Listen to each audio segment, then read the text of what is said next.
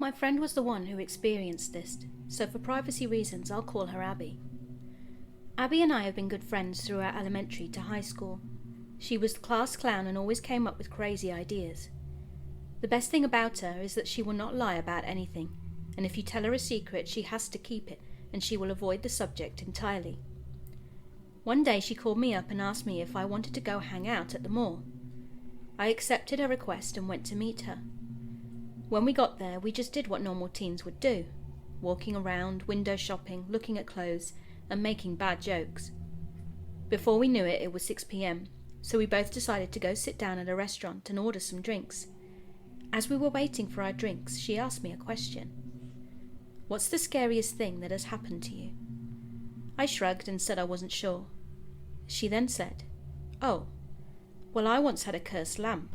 I actually still have it right now." I was instantly interested because I am a big fan of horror and the like. I asked her what the story was and she told me that her grandmother gave it to her mother before she passed away. Abby's mother decided to use the lamp and she put it in Abby's bedroom because she asked for it. She quickly felt something was off about the lamp, but shrugged it off. The first night the lamp was in her room, she got sleep paralysis. Abby didn't know what sleep paralysis was back then, so she wasn't aware of what was happening. She opened her eyes, looked around the room, then she saw a black figure with red eyes in an upper corner of her room that slowly began crawling along the wall towards her. She quickly became free from the paralysis and ran to her mother's room where she slept for the rest of the night. Abby told me that being in her room made her uncomfortable ever since the lamp was put there, and she would dread bedtime. When she slept in her room, she would always get horrid nightmares and wake up in a cold sweat. However, the second week of the lamp being in her room, she got sleep paralysis again, but this time when she opened her eyes, there was a very wrinkled and grotesque-looking old woman standing by the lamp. Then, just like the black figure, she slowly started to make her way around the table towards Abby's bed. She was terrified and tried to scream, but she couldn't get out of the paralyzed state that she was in, until the grandma touched her feet.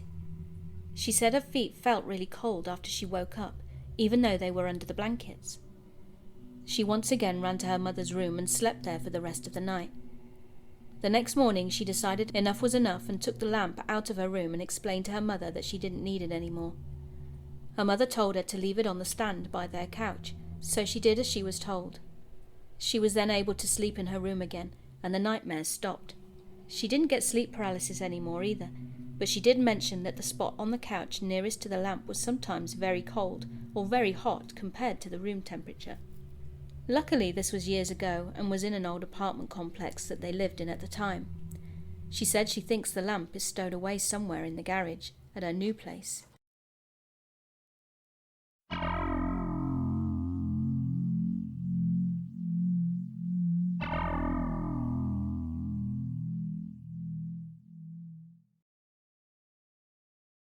My sister sadly died from cancer recently, so my family had to adopt my 10-year-old nephew because his father was out of the picture. My nephew in his spare time likes to play on his PS4 in the front room, and every once in a while I would go in and hang out with him. Whilst there I would smell this awful odour. It's hard to describe, but I guess I would say that it's like the smell of an infection, like when you've taken the band-aid off an infected wound. It smells like that. Needless to say, it's not a good smell, and the first time I smelt it I thought that maybe some milk had been spilt somewhere on the carpet. House rule, no drinks around the carpet. So I literally followed my nose around the carpet but couldn't find where this stench was coming from. It was so potent. I called another family member into the room to see if they could determine its source, but they couldn't smell it. I'd asked my nephew before if he could smell it, but he said no. I thought I was having a stroke or going crazy. Later on that day, after my nephew had vacated the room, I went back in and the smell was gone. Periodically over the months I would still smell it in the room and could never find the source. I even smelled around my nephew to see if it was him just being a stinky kid, but no. Understandably, of course, as he showered every day. I should mention that this particular room was the room that my sister lived in right up until the day she died. I hadn't really thought about it all that much, until one day my friend and his daughter were over, and we were all downstairs watching television on the big screen. My nephew was also in the room with us, when all of a sudden that smell was there again, and it was even stronger than before. It was such a distinct smell that there was no way I could confuse it with another. It seemed to be only coming from around the area my nephew was sitting. Now I knew the smell wasn't localized to just that other room or coming from my nephew. My brain started spinning into overdrive. As usual, no one else could smell it, except this time my nephew apparently could, because he'd commented on it before I did. This kind of freaks me out because even though I have a limited belief in the paranormal, I feel it in my gut that this smell is from some kind of presence watching over my nephew. It worries me that the smell is not a good smell though, and I feel like it may be representative of the state of whatever afterlife my sister is in. She was 9 years older than me and moved out when I was young, so I never really knew her all that well. I know she had many problems in her life, and she did not treat my mum very well right up to her death, even though my mum went above and beyond for her. I also just found out that my mum has my sister's ashes upstairs in the closet, so now I'm officially a little bit freaked out. Unrelated, but my grandma also lived in the same room and died from cancer years before, and every once in a while, for years after, I would randomly smell her perfume around the house. I've heard of people being sensitive to spirits and such in different ways, but is smelling spirits a real thing, or am I crazy?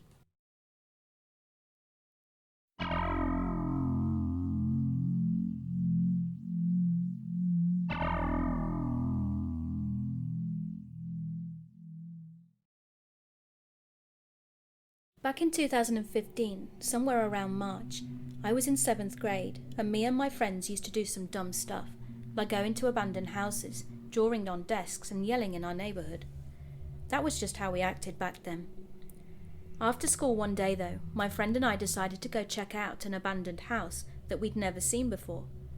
We went to check the place out. There was 3 of us, me, John and Arden. It looked to be in good condition, except the windows were broken and it was about a mile away from a big farm. We entered the house through the front door that was also broken, and once inside we could see a table in the middle of the room that had what looked like something illegal, like some kind of drug. We immediately walked over to it and took a look at it, but the pill bottle was empty. It turned out to be nothing. We were bummed out, so then decided to look around the rest of the house. We'd split up to all look in different areas, but we found nothing. So we decided to head back to our bikes and ride home. A few days later, Arden started having these headaches, like really bad headaches. So bad that he couldn't come to school or hang out with us, so it was really starting to get boring.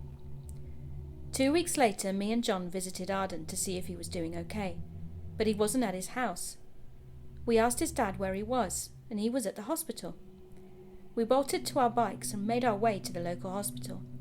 Once there, we asked the lady at the front desk if we could see him, and the lady said, "Well, sure, but why?" We told her we were family and just wanted to check up on him. She told us to sign in and let us through. When we got to his room, we saw that he was wrapped up in bandages, all over his body. We were in total shock. He had been placed in handcuffs that were attached to the bed too. We looked at him and said, "Arden, are you all right?" He just laid there, not even looking at us. We even nudged him, but he still wouldn't respond. We asked him a few more questions, but he just wouldn't answer. In the end, we just gave up, and were about to walk out, when suddenly he sits up and stares at us and says, "It's here." Immediately we look around, trying to pinpoint what exactly was here, then turn to look back at Arden and see that he is fast asleep. John and I look at each other, totally confused, then notice that then, at that moment, there was now no one even in the bed. Looking towards the hallway, we could see some cops on the left and the lady from the front desk walking towards us. The cops told us to leave, but we said that we couldn't leave as our friend Arden had disappeared. The cops said, "You broke in here and went into that room." We begged in telling him that our friend was inside that room, but he kept on saying that there was no one there and to get out. We eventually left the hospital, rode home on our bikes and went to sleep for the night. When I awoke the next morning, I decided I'd go over to Arden's house to see what the hell was going on. But when I got there, I was in total shock. The house was gone. It was now just a patch of land with flowers growing on it. I ran over the latch of the land to see if this was fake, but it wasn't. It was real. I then ran over to John's to talk to him about Arden, and he asks me, "Who is Arden?" I'm now scared out of my wits, and I get chills from head to toe. I decided to go back to the abandoned house that all three of us had visited, only to see that the house was now in perfect shape and had people living inside it. I suddenly realized what was happening. It was the drug. The drug is making me hallucinate. When I thought the pill bottle was empty, it was, but only because I'd swallowed what had been left inside it. I started to throw up. I went back home and took a nap to cool off.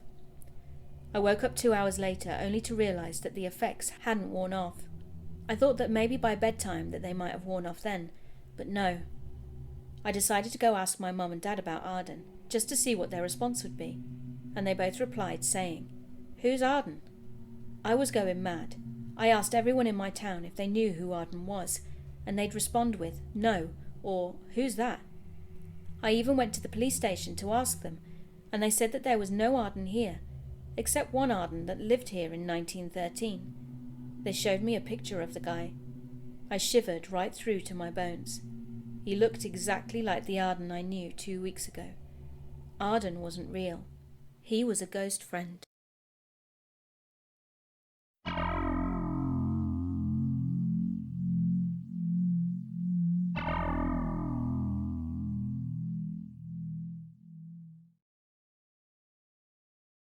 When I was at least 7 or 8 years old, my dad, sister and I lived in a duplex that my dad's stepdad and mum owned. To give you an idea of the layout, my sister and I shared a room next to the bathroom and laundry area, with my dad's room across the hall. The bedrooms were at the end of the hall, and the kitchen and living room were at the other end of the shortish hallway. It was a cute, comfortable place for us, and lots of sweet memories were made in there. At that age I had a great imagination and was very creative. I always liked to play pretend with my sister and anyone else who was around, including my friend. I can still see her clearly in my mind still to this day. She was older by a few years and was very mischievous. She always liked to play jokes on everyone, sometimes including me.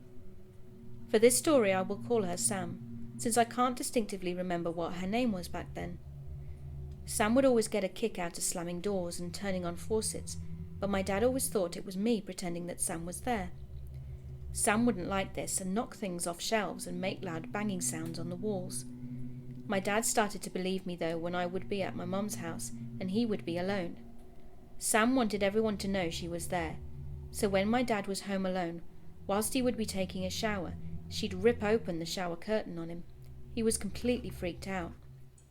When my dad started dating my now former stepmonster, we'll call her Anne for privacy reasons, Sam could tell that she was not a good person. Anne would tell my sister and me that we were making my dad unhappy. To put it politely, she was awful. I guess Sam had had enough of the abuse, as one night she held down Anne in bed and wouldn't let her move. Anne said she felt someone on her but couldn't see anyone.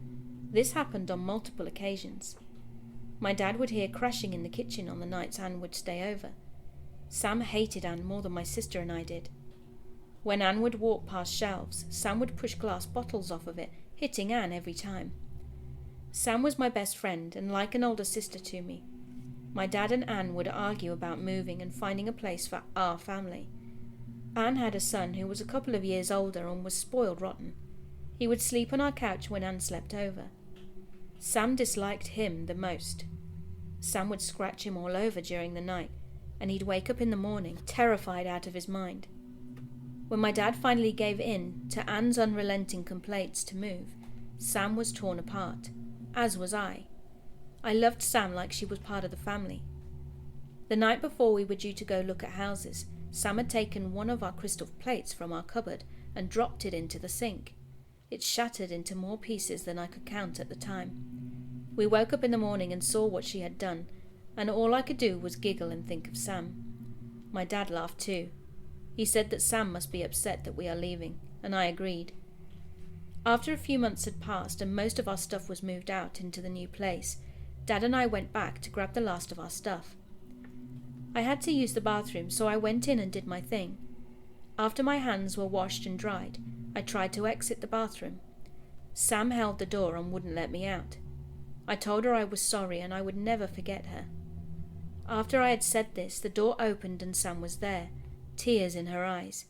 She gave me the sweetest yet saddest hug I have ever had. I just wish she could have come with us on the move. I am 17 now. I always think about Sam and the memories I had made with her. I remember having my aunts, uncles, great-grandparents and grandma over for my birthday, and them thinking I was just playing with an imaginary friend that I had made up. I knew she was real, and I can still see her beautiful crooked smile in my mind.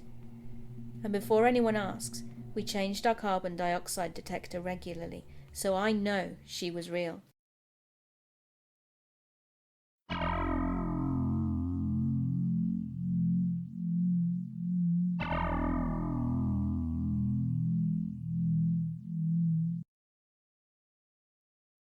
This happened when my son was 2 months old, and after the worst of a particularly bad hurricane had hit, the power was still out. My husband had to go check on his parents, as our cell phone towers weren't working and we couldn't get a hold of them, so it was just my mother, me, and my baby at home. It was time for my son to take his nap.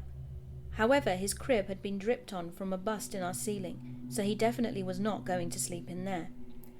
I put him in the back left corner, gently swaddled, and made a sizable L shape with my pregnancy pillow around him, then proceeded to add a sniffer buffer of thicker pillows on the outside so our dog didn't wake him with her well-intended sniff checks. He still had quite a bit of clear space around him, so no suffocation risk, and I planned to be in the room with him the entire time anyway, getting ahead on my midterm studying. After a few minutes, I stepped across the hallway to the bathroom, and I left the door open so I could still see the bed. I was mostly worried about the dog waking him. I looked down for a second to undo my jeans, and directly after I got them down, I heard the shrill cry of my baby. I immediately ran back into the room to find him on the floor, a solid 5 feet away from the right side of the bed. My mother had run in right behind me because she heard me scream. At the time, I was focused on loading him up and having my mum drive us to the ER, while I sat in the back with him, thinking through what had happened. He got checked out and was given a perfect bill of health, but we just had to watch out for any changes in his behaviour and make him stir every 15 minutes when he's sleeping for the next 24 hours. While I'm holding him close for his nap is when I start to think. I was gone for under 30 seconds and had left him deeply sleeping and swaddled in the back left corner of the bed.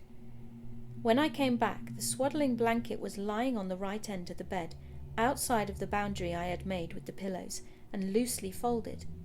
None of the pillows were the slightest bit disturbed.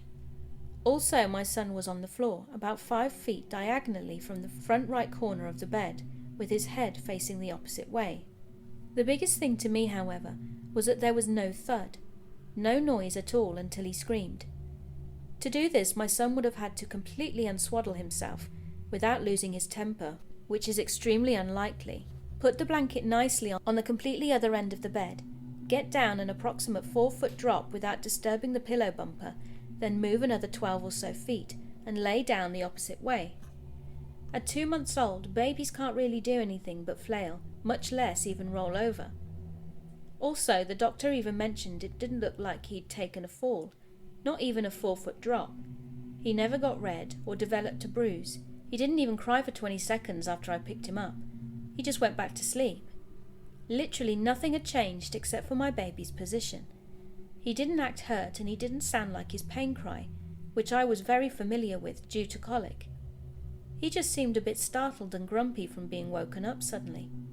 I still have no idea what happened exactly, but I'm just now beginning to stop holding my son during naps, and it's been 17 months since it happened. It's something I still think about. It's kept me up many nights.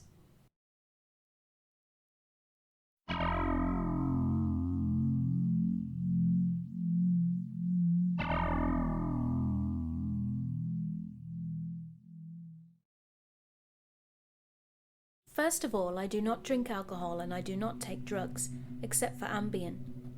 When this incident happened, I was not taking any prescription or non-prescription drugs of any kind. I do not smoke and I am highly allergic to nicotine and cannabis. I also have always had the ability to know when someone was going to die, among other things. I knew the last time I would see my dogs alive and the last time I would see loved ones alive. I know when people are about to die. South of Portland, Oregon, there used to be a club called Jiggles. Portland and the surrounding vicinity has a lot of such clubs, and I would go there sometimes. One night I was looking towards the main stage at an absolutely gorgeous young dancer. I'd never seen her before. She was on the brass pole wearing only a huge smile, but I then got the most saddening feeling I've ever had. A feeling like the cosmos was empty except for me. I knew immediately that this young beautiful girl was going to die. No, I'm not a serial killer. Like I said, I know when people are going to die. I felt incredible sadness. I can't explain it in any other way than that. It was like the universe was void. I can't even explain to you the feeling of sadness that came over me. It was beyond the most deepest, darkest sadness you can imagine. I'd never seen this girl before. Suddenly, a very husky shadow man walked in front of her, blocking my view. He was very husky, like a weightlifter, but a 3D shadow darker than 10,000 black holes.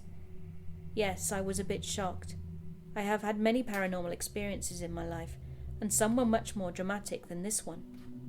So I moved to get the girl back in my view, and the shadow man moved to block my view of her again. I'm about 20 feet away from the girl, and the shadow man is maybe 5 feet in front of her, between the two of us. So I moved again, and the shadow man moves again. He walks. He isn't floating. I think it's a trick of the light, so I move towards her while changing my path, and the shadow man keeps moving to block my view.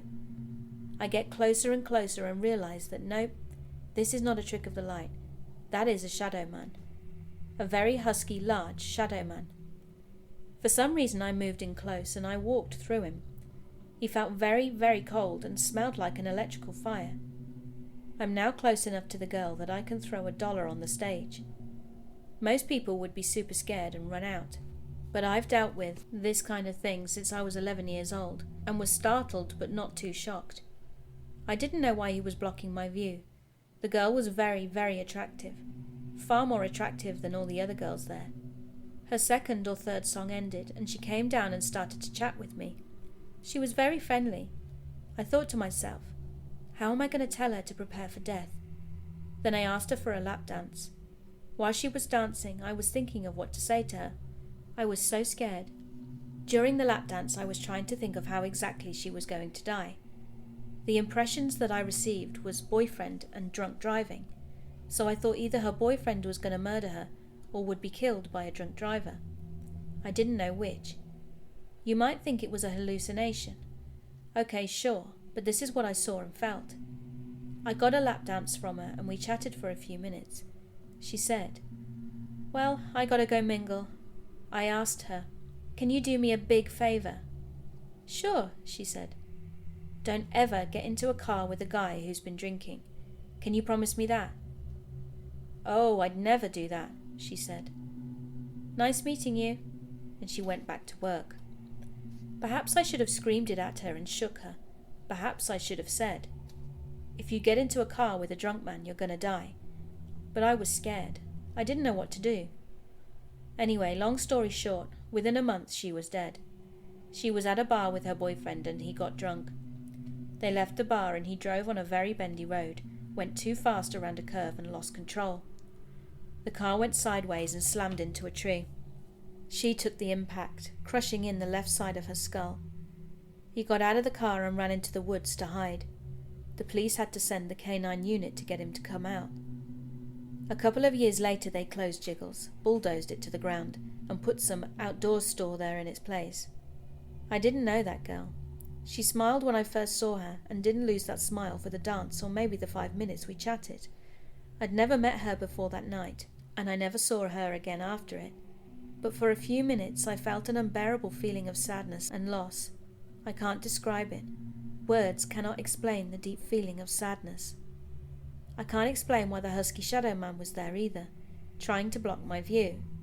Perhaps this being was trying not to let me warn her.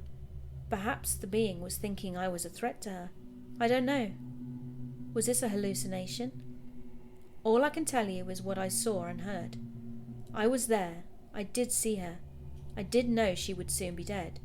I did see and pass through the very large husky shadow man. I did get the most horrible feeling of sadness that came over me, and I did try to warn her. But apparently it was not good enough.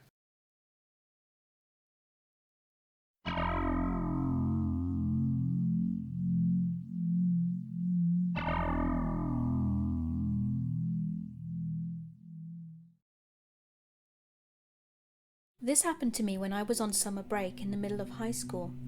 I was hanging out with my best friend, staying up all night, but his mum kicked us out of the house because I wasn't actually allowed to sleep over.